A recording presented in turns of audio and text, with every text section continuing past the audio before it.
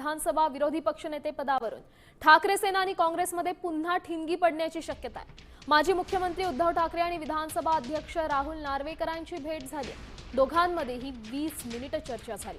भास्कर जाधव यांना विरोधी पक्षनेते पद देण्याबाबत दोघांमध्येही चर्चा झाल्याची माहिती आहे। यावेळी आदित्य ठाकरे, भास्कर जाधव आणि मिलिंद नार्वेकर सगळेच उपस्थित होते। काँग्रेसचा दावा खोडण्यासाठी उद्धव ठाकरे विधानसभा अध्यक्षांची भेट घेतल्याची सूत्रांची माहिती। काँग्रेसच्या विरोधी पक्षनेते पदावरील दाव्यानंतर ठाकरे सेनेच्या हालचाली आता सुरू आहेत। योग्य निर्णय घेण्याचं अध्यक्षांनी ठाकरेंना आश्वासन दिलं।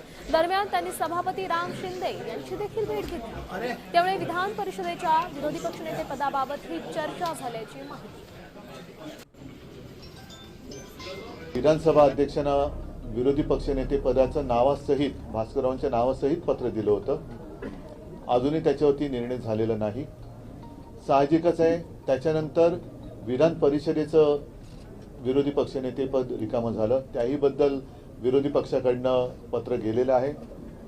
काल आपण जे म्हणालात की मुख्यमंत्र्यांचं म्हणणं असे की हा अधिकार हा अध्यक्षांचा आहे, त्यानुसार आम्ही नियमानुसार अध्यक्षांकडे पण जाऊन ही विनंती केली आणि त्याचप्रमाणे माननीय सभापतींकडे सुद्धा जाऊन आम्ही विनंती केली की आता दोन्ही पदं ही रिकामी आहेत, दोन्ही सभागृहाची ही पदं रिकामी आहेत।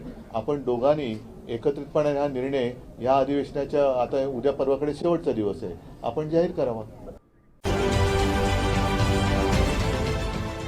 देश विदेशातील प्रत्येक घडामोडींचे लाईव्ह अपडेट मिळवण्यासाठी आता साम टीव्हीच्या सर्व सोशल मीडिया प्लॅटफॉर्मला लाईक, फॉलो आणि सबस्क्राईब करा।